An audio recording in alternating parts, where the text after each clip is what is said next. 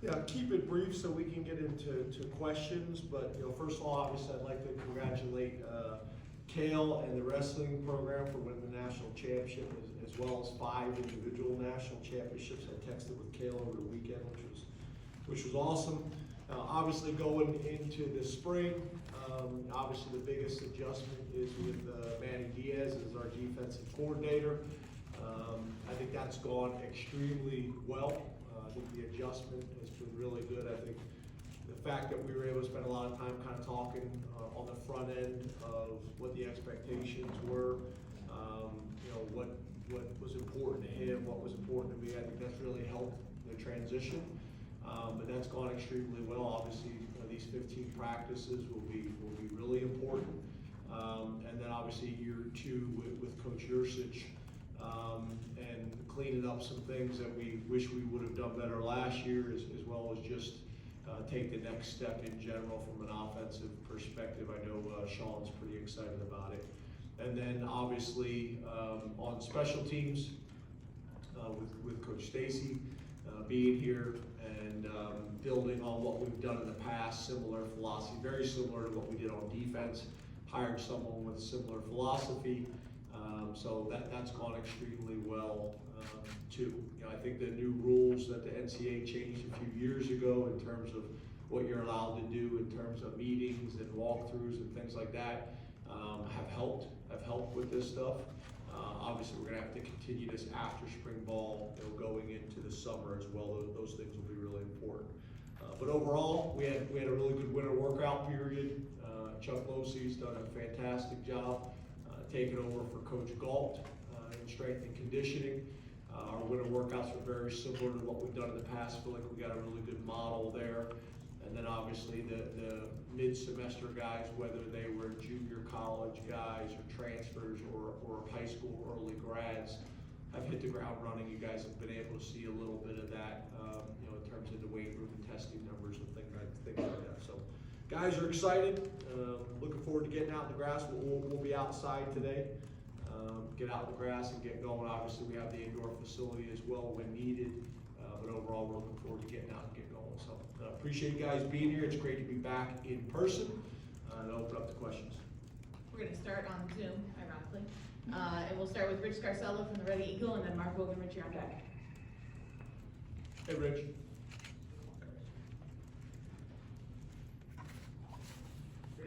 Yeah, I can hear you now. Okay. How are you? Good. How are you? I'm well, thanks. How much will a second straight year working with Mike Yursich help Ron Clifford? And second, what are you looking for from the younger quarterbacks this spring? Yeah, so I think your first question or point is I think it's significant. Sean has done some really good things over his career here. His ability to have the same offensive coordinator 2 years in a row, same scheme. Obviously, we tweak some things every offseason and make some adjustments when necessary. But I think it can have a big impact, not just in terms of his understanding of the offense, but really their relationship. Him understanding how Mike works, how Mike operates, and vice versa. When it comes to the young quarterbacks, that's always the challenge in spring ball is how do you get everybody enough reps to be able to be evaluated and also to be developed. Because it's not just about the quarterbacks, it's about do you have enough depth on the offensive line, do you have enough depth at wide receiver, tight end, so on and so forth, and then also from a defensive perspective. So we actually have a tryout today from the university as well, which we do every semester, and that may help us in a few situations where we're a little bit thin. But yeah, I think that'll be a big focus. We'll probably go back and forth with those guys. So one day they'll get reps with the threes, one day they'll get reps with the fours, kind of rotate back and forth. And then as this thing adjusts, obviously there could be some opportunities to take reps with the ones with Vayu and reps with the twos and threes with Probula and Alar. So we'll see how that whole thing plays out. But right now that's been a big emphasis of spring ball is how do we make sure everybody's getting reps and getting evaluated. Wogie's in the room and he stuck in on me, so we'll catch him later. That old trick. I know, right? He's hiding in the back. Frank Bodani, York Daily Record, then Mike Gross. Hey, James. Hey, Frank. Okay? Yes, how you doing, man? Okay, great. Okay, real good, thanks. Your running game, but your offensive line in relation to your run game, how do you work on getting that better this spring? Particularly the offensive line part of it. It's heard a lot about, this year the line's gonna be better, this year it might be different. Specifically in the spring, who are you looking for? What are you looking for from those guys up front? So I think a lot of it is us spending time, really from the time the season ended to the spring ball starting, and just really making sure that we're having detailed conversations about what we're trying to do schematically, who we are, what do we want to emphasize, and then obviously I think it needs to be something that we make sure that we get enough reps on in the spring. In the summertime, you still have an opportunity to work your passing game. You can do those things all summer. It's really difficult to do that with the running game. So making sure that these 15 practices that we're getting enough reps there, from a scheme perspective, from a technique perspective, and that we're emphasizing it enough. But I think there's been really good discussions. Obviously, we all know that's an area that we must improve on. And then I think it's also not just with the offensive line and tight ends, but it's also with our running backs' ability to break tackles and make people miss. That has to be emphasized as well. So a combination of all those things factoring in together, and Coach Trout and Ty Howell and Jaywan Sider, really taking a lot of responsibility and ownership in that as well. Mike Gross, LNP News, and then go to Donnie Collins. Good afternoon, James. How are you? Hey, Mike. Good, man. How are you? Good, thanks. You seem to me, in the last couple of months, it seems like you made what seems to me like a significant number of hires in the support staff, the analysts, and so forth. How close are you to where you want to be in terms of the size of that group, and what do you think they're going to give you? What do you think you're going to have kind of at your disposal that maybe you didn't have a year ago as a result of adding to that group? Yeah, I think we have made some strides there. Obviously, my new contract was a big part of that.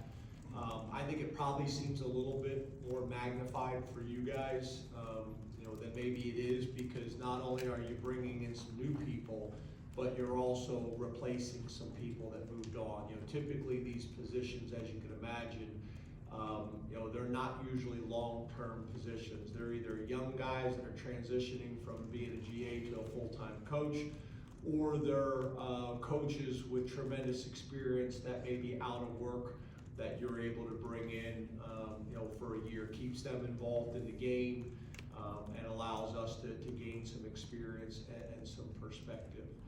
And really that's what it's about. It's about manpower in recruiting. It's about manpower in terms of when we're breaking down film and when we're watching tape, that we have enough perspectives in the room and enough experience in the room. And then obviously it also helps you obviously in terms of manpower when it comes to game planning and those types of things. So there's tremendous value in it. We have taken some really good strides. I'm pleased with the strides that we've made. Obviously my contract was a big part of that. But I'm excited about it. Obviously when you get guys like Danny Rocco to be able to join our program, not only his experience in the NFL, his experience as a head coach, his experience as a coordinator, he's also a letterman. I think that's also been an emphasis that you've seen in our staff as well. Having I could go on and on. Obviously Dan Connor and so on and so forth. I think that's been really valuable, and it's been exciting having these guys back involved in the program. But I think to your point, we have made some strides there, but I think it maybe appears a little bit magnified based on replacing some people that left as well. We had some GAs move on for full-time positions. We had some analysts move on for full-time positions and coordinator positions. So it's a combination of both. Yes, sir. Donnie Collins, Scranton Times Tribune, and then Corey Geiger. How you doing, James? Good. How are you? Doing very well. How much do you look What is forward that? to What's seeing? that hat? That's a most great red Barons hat. Nice. The only thing says. Yeah, I played in that stadium. Yeah. When? When I was in East Stroudsburg, we played Bloomsburg. Oh, really? I did not know that. Yeah. That's interesting. We'll be asking about that later on. Actually saw Danny Hale yesterday at the National Football Foundation, which was really cool. Got a ton of respect for Danny Hale. Awesome. Yeah, I was wondering how much you look forward to seeing the transfer portal guys at this time of year, and what kind of learning curve do you expect with them coming in? A guy like Tinsley, a veteran guy that hasn't been in the system yet. How different is he than a kid coming in from high school who you think is kind of a blank slate? Yeah, it's very different. You know, as you can imagine, you know, you're talking about a guy who's played a lot of college football. You know, he's got a pretty good understanding of not only offensive scheme, but defensive scheme as well. He's comfortable in his own skin, you know, not only as a person, but also as a player. And I think we've done a really good job, you know, of identifying these transfer portal guys, maybe taking a little bit more, you know, of a detailed approach and making sure we know who these guys are, their backgrounds, talk to their high school coaches, talk to their college coaches, make sure they're going to be the right fit for us as well. And I think that's challenging, right? And you know, when you recruit these high school prospects, usually you have about 2 years, you know, to develop that relationship and get to know them. And when the transfer portal happens, it happens fast. And I hate to say this, but more times than not, the guys already know where they're going before they enter the transfer portal. So, you know, making sure that we're doing it the right way and bringing the right guys in here. I think you guys, you know, saw not only the type of players that we brought in, but also really good guys that were great fits in our locker room and on our campus and in this community. So that's a big thing for us as well. But Mitch had just, you know, he's just so mature, you know, and he's so experienced. Obviously, we haven't had a chance to see him as a football player yet. The feedback from the quarterbacks and the guys, they've been really impressed with him. You know, what we've been able to see with testing numbers, with winter workouts, with those types of things is about what we anticipated. You know, a mature guy that's had great production, that we feel like there's still some areas that we can help him develop and grow. But I think it's nice. You know, they're nice complementary pieces, and it also helps you. You know, every freshman wants to play as a true freshman, right? You know, but it also helps you for the guys that you know may not be ready, especially the start of the season. It allows you to feel like you got a veteran presence for those young guys to learn from. You know, part of the whole developmental strategy. Our last Zoom question will go to Corey Geiger, DK Pittsburgh Sports. Hey, Corey. Hi, James. With Sandy's announcement that she's retiring. Corey, are you actually driving right now, or are you? No, we're on the side. I'm driving back from Orlando. So. Okay, I saw cars like whipping by you, so I didn't know that you The stayed kids there. are in the back. Hey guys! With Sandy's retirement, Do your kids have any questions? football questions? No. You didn't even give them time to respond.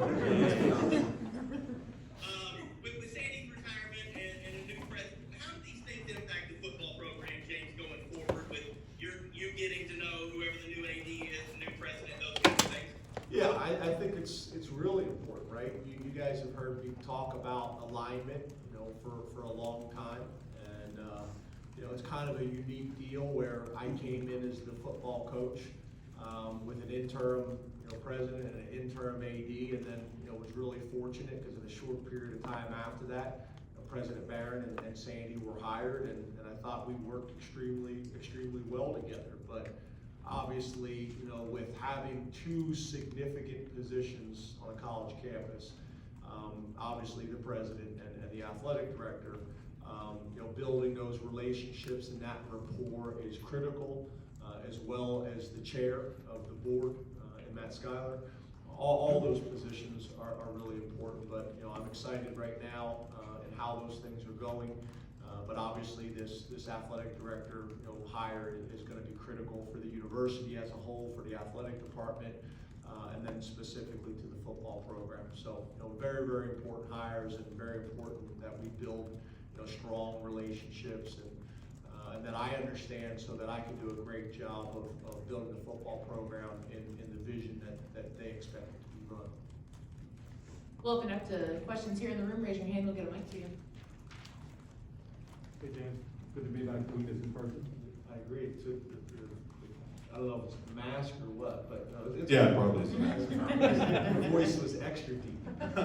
Hey, a couple guys who didn't play a lot for you were at all last year, Adisa and Hakeem. How important is this spring for both of those guys, and how big do you see their roles kind of moving forward, given some of the kids you lost on the D-line? Yeah, I think both of those guys, have a chance to be impactful and are both special players. I think everybody in this room was really excited about Adisa Isaac and what he was going to do last year. That was a significant loss, for different reasons from a physical perspective. So having him back this year, we're approaching this thing, slow and conservative to make sure that he's ready to go. We anticipate him being able to do a lot this spring. I wouldn't say 100%, but close to it.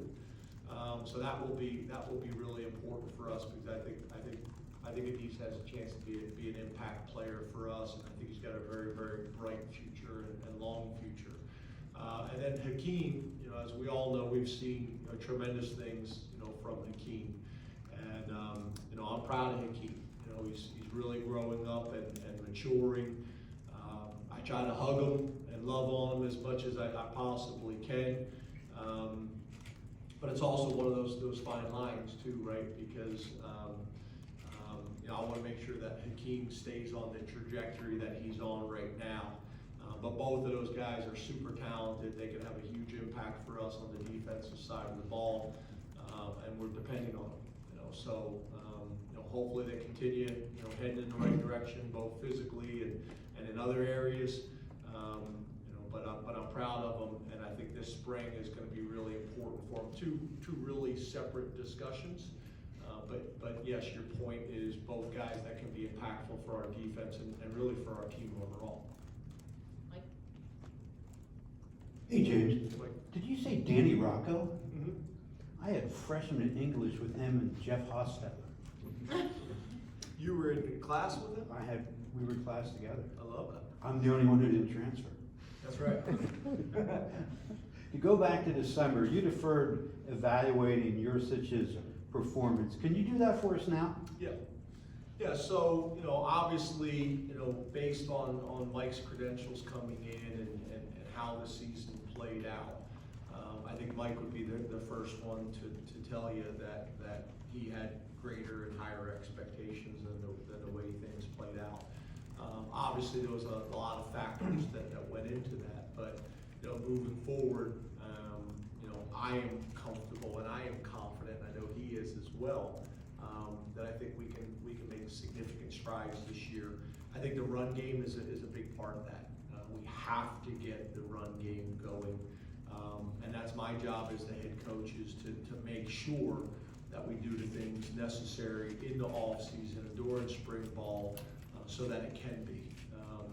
So everybody kind of taking a responsibility there. I think if we can get the run game going, which we will, I think that's going to make us much more explosive in our play action pass and our RPO game. I also think it's going to help our offensive line and take the pressure off them, as well as our quarterback, and take the pressure off him. That people feel like they have to defend our entire offense. So I think we're heading in the right direction. There's no doubt about it. Obviously, we've had great discussions in the off season in terms of our personnel and how to play to our strengths, things that we have to develop and improve on. But I think everybody's aligned in the offensive meeting room and what we need to do and where we need to go. But in general, offense, defense, and special teams, was not good enough, not up to our standards. Hey, James. Hey, okay. Going off of, back to the defense for a second, how comfortable are you with Kobe King? Potentially, could he be your middle linebacker? Who are some of your other options? Yeah, so I think, that's a good question in terms of one of the big question marks in spring ball.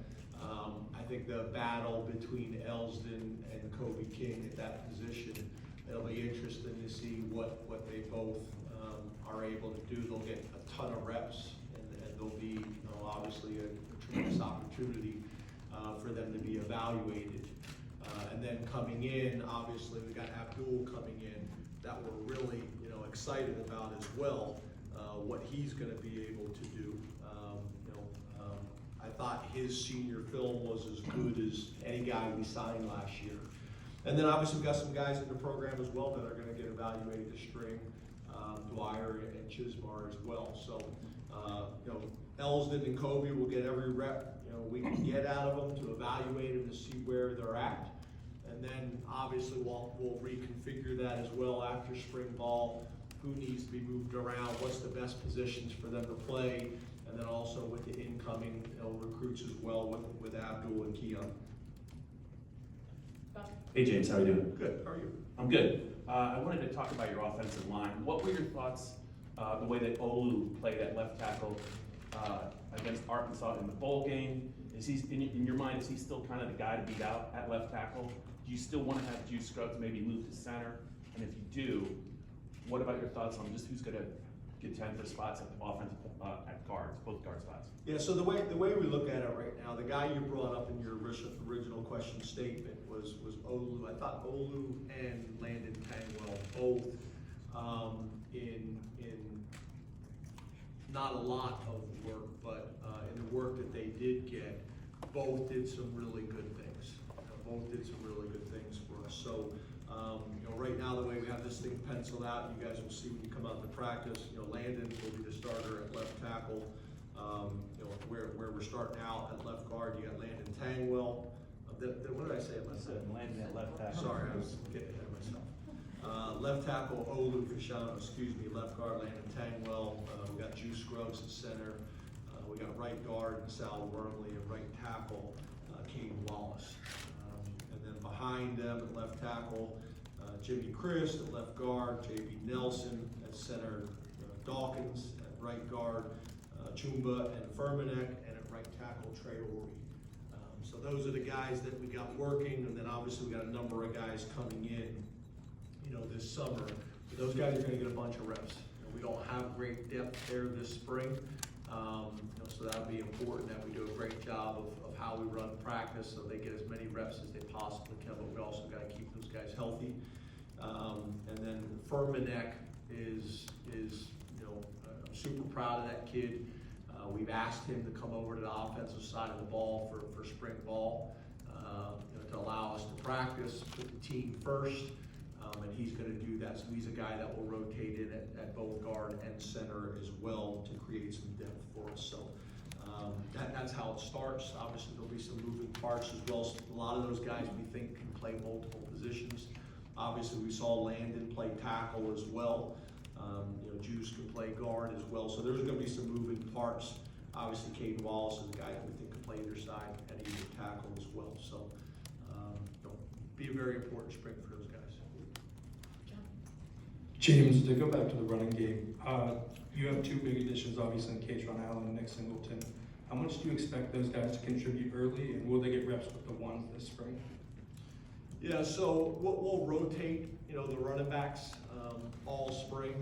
Obviously, there's guys that have been experienced here and played a lot of football, but obviously we got two running backs that we're excited about, and winter workouts and testing have only built on that. For right now, for me to say they're going to get reps with the ones before practice one, I'm not sure. We'll just see how it goes. But they'll have some opportunities in live work to rotate in there, and we'll see how it plays out as the spring goes on. But we're excited about that group, the guys that are coming back and the experience that they've gained and the things that they need to improve on, and then the infusion of two guys coming in at mid-semester that were very well thought of, obviously nationally. Hey James. How you doing? Good to be back. I want to ask you about Jonathan Sutherland, still listed as a safety on the roster. Has he moved to linebacker? I noticed he gained a little bit of weight this offseason. And then, kind of secondarily, Manny Diaz played with three safeties a lot the last couple of years at Miami. What is, I guess, the philosophical difference between playing with a third Sam linebacker and then that star, whatever you want to call that safety that plays on, in the underneath coverage there? Yep. Yeah, so I think you guys have heard me talk about this before. When we were at Vanderbilt, we essentially played with 3 safeties, 2 deep safeties, and a converted corner who went from corner to safety to field backer for us. So that's kind of how this thing got started for us. Obviously, coming to Penn State, you know, we were able to recruit linebackers, obviously with being LBU at a very, very high level. So we were able to play probably a little bit more of regular personnel with 3 true linebackers on the field, and be able to get away with it. And not only get away with it, be able to play at a pretty high level, and then be able to sub out, you know, into a true nickel. You know, in the last couple of years has been Hardy, you know, as an undersized corner. You know, so when we kind of looked at Sutherland, kind of looked at his career, he has played his best football, you know, when he's been closest to the ball. You know, in the bowl game, obviously had an interception, and a lot of times when he was playing safety, we were dropping him down into the box, very similar to what we did with Marcus Allen. So, you know, I think it's going to be a combination of 2 things. I think right now Sutherland gives us the best ability to get our best 11 guys on the field. But it also allows us to play with what I think in 2022, more times than not, you want to be playing with, which is more of a DB with linebacker traits than the opposite, if that makes sense. So, you know, probably look at that. I didn't know it was still listed that way on the roster. That's something for me and Chris to discuss and talk with Manny about how we want to list him. But at the end of the day, that's where he's starting at that field backer position, which allows us to bump Curtis over, very similar to how we've done here for 8 years. A lot of the young guys have come in, gained their experience at that field backer position, which both mentally and physically is a little bit less on your plate. As you gain that experience, then you move over to the boundary backer. So similar in what we're doing with Sutherland and Jacobs. Hey James, how's it going? How you doing? Good. My mask is a little small, but such is life. Sometime between now and next year, Sean's gonna throw a bad pass, and people are gonna go, they should play Drew, or they should play Christian. But I think more people would probably say Drew just because they're excited and et cetera, et cetera. How do you nip that dynamic in the bud, internally and externally? And what are even the parameters for a guy who's never played college football somehow beating out a guy who started for 3 years in spring ball? I mean, is this even a conversation that people should be having in the first place? And how do you kind of weigh that somebody's breathing down your neck dynamic that's kind of different than it's been for the rest of his career? Yeah, I think externally, we're not going to waste any time on it externally, because I think it's impossible. You know, people are going to talk about, you know, what they want to talk about, and obviously when you recruit well, there's excitement, which there should be. So I think that's a positive. I also think the competition is going to bring out the best in everybody. I think that's going to be a really important part of this. You know, but internally, you know, we want that. We want that type of competition. The external stuff we can't control. I think, you know, we all kind of recognize that. Social media, you guys have heard me say before, I think in the old days the coaches could insulate the players from that. You can't anymore. You know, is it realistic? No, probably not. Probably not, but I think it's going to be good. I've been preaching that since the day I got here. Sean's heard that for a long time. You know, I think without the transfer portal, I think we would have had a little bit more of that in terms of guys, you know, exiting in the other direction, especially at that position. It's challenging. But I think the competition Sean embraces. I think Bayou embraces. I think we all saw Bayou get in the game last year and play at a really high level. And then we got 2 young kids, you know, that have done some great things throughout their career and put themselves in a position to come to a place like Penn State and compete. So, you know, we'll see how it goes. I'll have a better feel probably after practice 6 or 7, you know, than we are now. But obviously, based on how we recruited them and the tools that they have, there's a lot to be excited about. And whether that's, you know, in the future or whether that's sooner, that's to be determined. So James, this is gonna be your 12th spring as. How you doing? Doing well. I'm Joe Smeltzer, by the way, Joe. from Sports Now. So, this is gonna be your 12th spring as a Division I head coach, the first one without Brent Fry on your staff. I know you've grown used to assistants leaving, it happens every year, but with the bond that you two had, how would you say that you've been adjusting over the past several months, without him, not only on your staff, but not being able to see him, your friend, every day as well? So. Yeah, it's different. Him and I would say Dwight Galt, you know. I've had a number of guys that I've been very close with that we've lost over the years for a number of reasons, but him and Dwight Galt, those guys have been with me every step of the way for a long period of time. Brent really, you know, for almost 30 years, you know, all the way back to my playing days, and then Deej, you know, all the way back to my days at Maryland. You know, with Deej, I still have the opportunity. I had a party Friday night for the staff, and Deej was there, so that helps. But with Chuck, but with Brent, you know, obviously we still text from time to time and run things by each other, and I'm able to see some things on social media as well. You know, he came back, we had a going away party for him as well, him and his family. But yeah, it's different. You know, there's no doubt about it. I think I'm probably more prepared for it now than earlier in my career. You know, it's the nature of college football now, and you have to be prepared for it the best you possibly can. But there's no doubt it's a significant loss. You know, 12 years with me, and obviously a number of years as our defensive coordinator, and did a tremendous job at that. So I'm happy for him. I'm excited for him and family, and for the Virginia Tech program. I had a number of conversations with their athletic director throughout the entire process with Brent. But he's going to do great things there. But I miss him, and I wish him the best. But obviously, you know, my focus and attention is on Penn State. I'll echo the sentiments that I do have here with everybody, and you two, and everybody. So, getting back to the team, two defensive linemen we've heard quite a bit about in the last few months. Zane Durant, early enrollee, and then Zariah Fisher, got some high marks, it looked like, from John Scott during winter conditioning. Heard some good things from Chuck about him as well.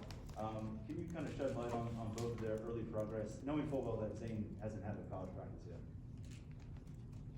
Yeah, so specifically with Zane, you know, he's really adjusted well in a short period of time. He's hasn't shown signs of homesickness. He's hilarious. You guys are gonna love getting to know him. I mean, he is hilarious. Mom and Dad are hilarious. I don't think the weather has affected him one bit. And as you know, when those guys show up in January, they're right in the middle of it. And I've seen him in shorts more times than I've seen him in not. A kid out of Florida, that's interesting. And then when it comes to our initial testing numbers, he tested extremely well. In a lot of ways reminds me, for the group in here that's covered us for a long time, in a lot of ways it reminds me of Kevin Gibbons. You know, maybe not, you know, the biggest guy in terms of height, but powerful and strong and explosive. His testing numbers were really good. And then the other thing he's been able to do is he's been able to put on the size already. You know, I think he's above 265 pounds already. I think that's going to continue to trend, and he's carrying it extremely well. So you know, if he keeps trending the way he is right now, I think he's going to have a chance to compete for playing time as a true freshman at D tackle, which is unusual. Now, Zariah is another guy that's had a really good offseason. You know, really excited about him and the things that he's been able to show.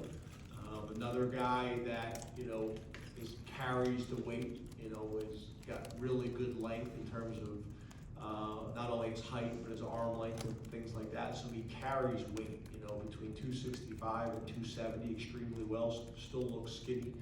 I think, you know, the off season in terms of another year playing defensive end, since he didn't do that in high school. He was a tight end and linebacker in high school, basketball player. So, you there were some things about the defensive end position that he still needed to get comfortable with and learn, but he's trending in the right direction. So, really excited about both those young players. 2 more questions? Hey James, here to your left. How are you doing today? Good. How are you? Good. You mentioned Dan Connor. With him being on board, how did that come together, including how much had you talked with him over the years, and what does it mean to have him back with the program?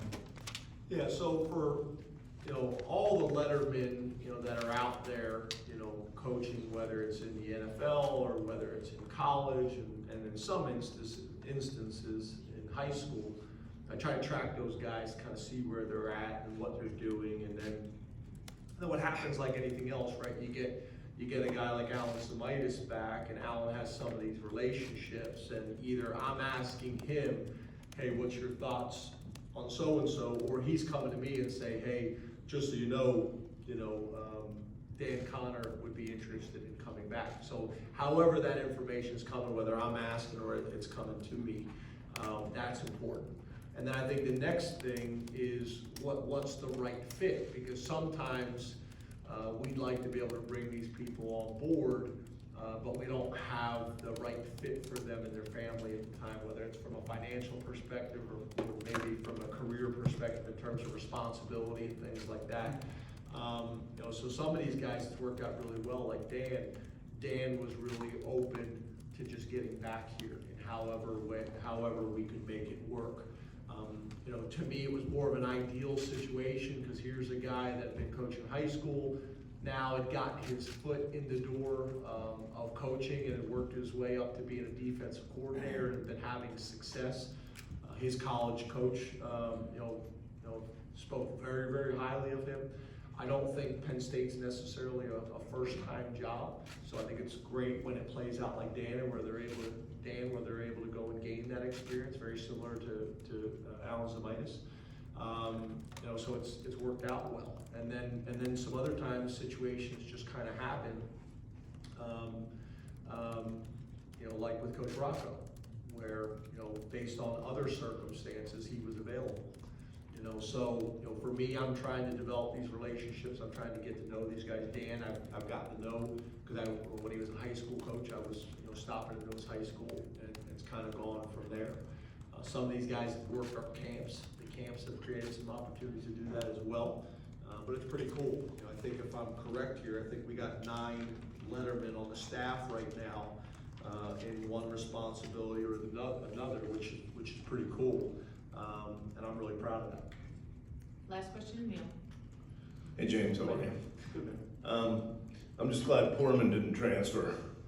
Wouldn't want to be the oldest guy here. Just wondering, the last couple of years, I know they're extending waiting circumstances of 20, but have they taken a toll on your confidence, on the program's collective confidence, and if so, how do you tinker and rebuild that? Yeah, I don't know if I would describe it the way you described it, but yeah, I do think there are aspects of when you're winning like we were 10, 11 games every single year, there is some carryover from that. The younger players that maybe didn't have as significant roles saw the older players and what they were doing, the commitments that they made, how they practiced, how they conducted themselves, how you battled, how you believed, how you won those close games. There's definitely carryover. And same thing, when you don't have success, there's carryover from those things as well. So making sure that we're identifying the things that were so successful for us for a very, very long period of time, and make sure that we are holding that standard and people accountable to that standard as well. And that's not only the coaches, that's also the players. That's the players, that's the strength and conditioning staff. All those little wins add up. All those losses add up as well. And then I think the other thing that I would say to you as well is college football has changed dramatically in the last 15 years, in the last 10 years, and maybe in the last 3 years as much as any other time in the history of college football. And making sure as a football program and as an athletic department and as a university that we we are being as aggressive and as urgent as we possibly can in changing, with those times as well. So it's all of it. It's all of it. But I can guarantee you that it's all being looked at. It's all being addressed. And that's as the coaching staff. That's with myself specifically, and that's with the players. So we know what it looks like. We've got a model that's worked for a long time. We got to make sure that we're holding everybody up to those standards and holding everybody accountable, including myself. Thank you very much, Coach. Thanks, guys.